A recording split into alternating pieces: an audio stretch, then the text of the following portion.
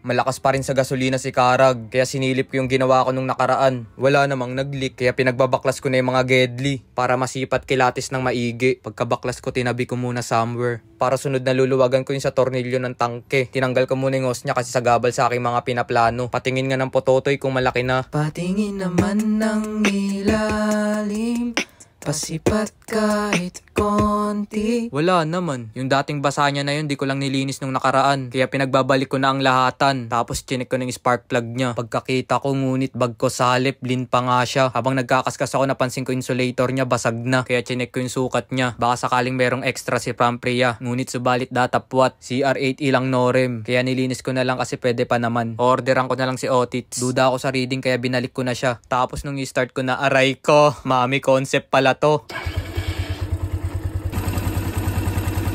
Tapos binomba-bomba ko. Agay! Pagka-check ko ng spark plug, medyo basa pa. Tas nung siningot ko, solve na solve. Kaya binalik ko na. Tapos gumawa ng pang-adjust. Lamang yung gas kaya gagawin kong 1 and 1 half yung ikot. Sinet ko kasi siya sa 2.5 turns nung naglinis ako ng carb. Kaya air fuel yung duda ko.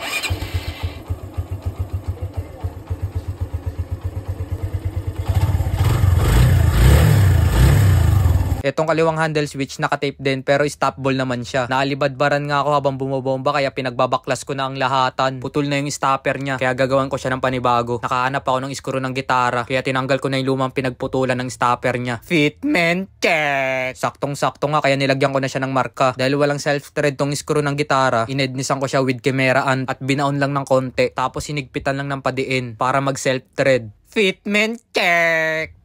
Pagkapasok ng screw ko, talagang sagad to. Alog check! Goods na siya kaya pinagbabalik ko na ang lahatan. Bomba!